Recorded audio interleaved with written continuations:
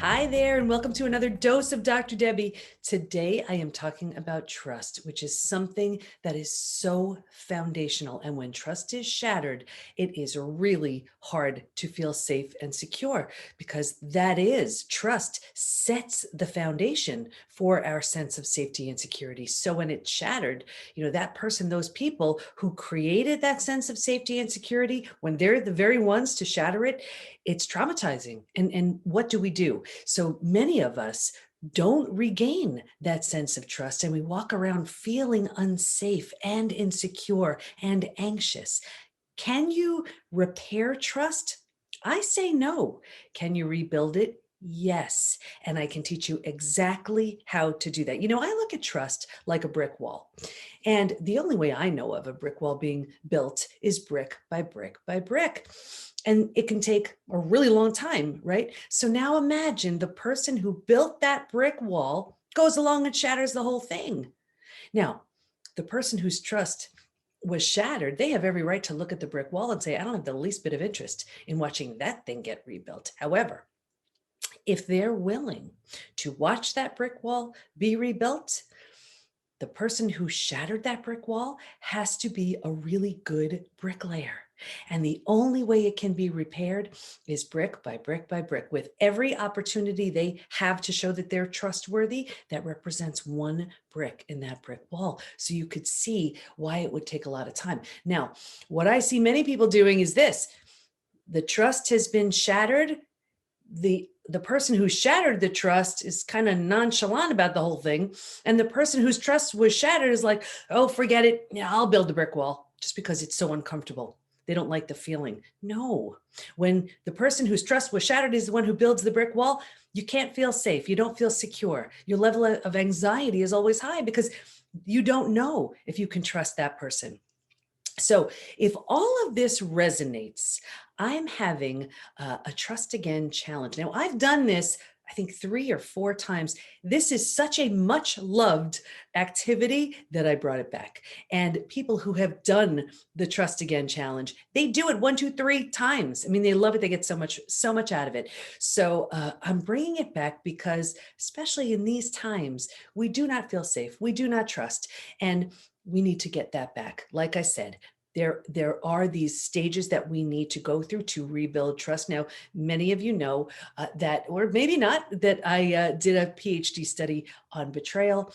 We made 3 discoveries. One of them was that while we stay stuck for years, decades, a lifetime, and so many of us do, if we're going to fully heal, we're going to move through 5 proven predictable stages.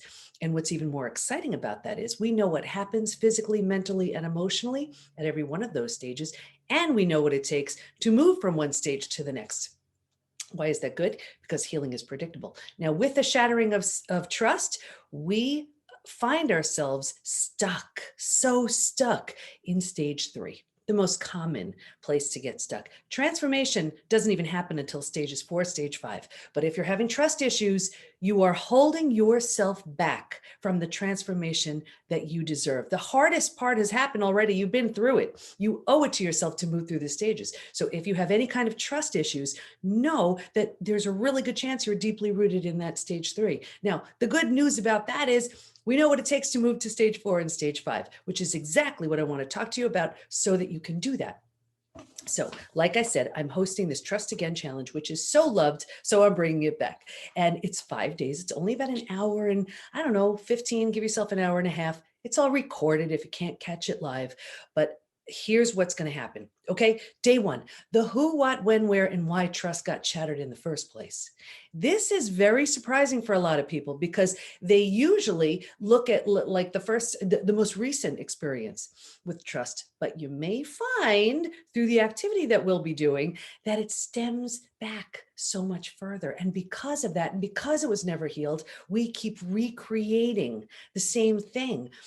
The faces change, but it's a similar scenario. We'll dive into all of that and you will find out exactly where it started. Day 2, that's only day 1. Day 2, how do you know when it's safe and in your best interest to heal and rebuild with someone, or just heal yourself and move on.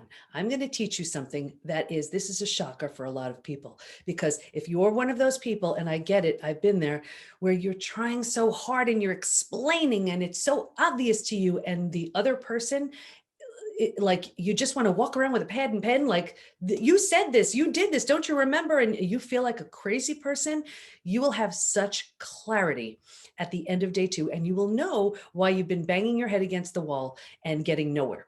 Or if there's really good potential to create something entirely new with the person who shattered the trust. You're going to find that out just by day 2.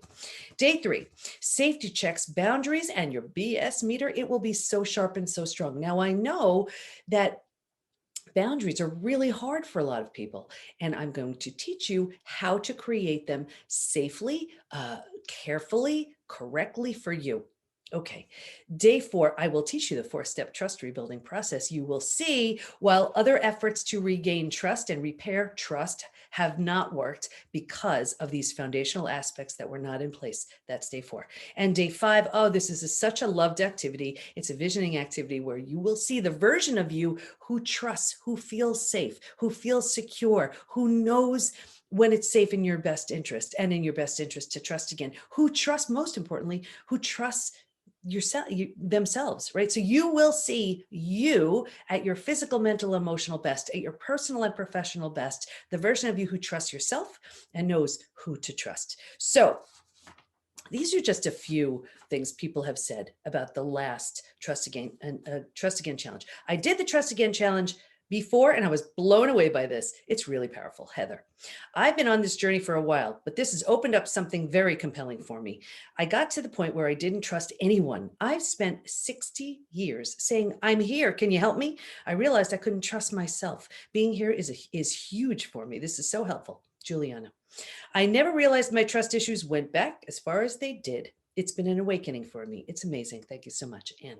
So what do you do now? Well, you register for the Trust Again Challenge. So it's going to be September 13th through 17th.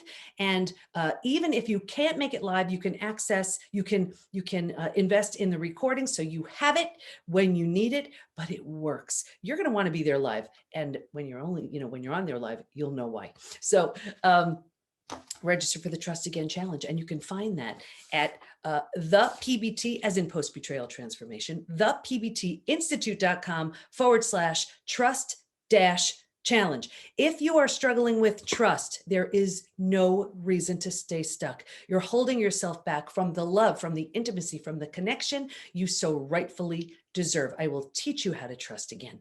And you just need to show up. So again, thepbtinstitute.com/trust-challenge. Learn how to trust again, physically, mentally, emotionally, psychologically, spiritually. We're taking it all on within 5 days. If you do one thing, you want to make sure you register, because you will learn how to feel safe, how to trust, who to trust, and so much more. I'll see you there.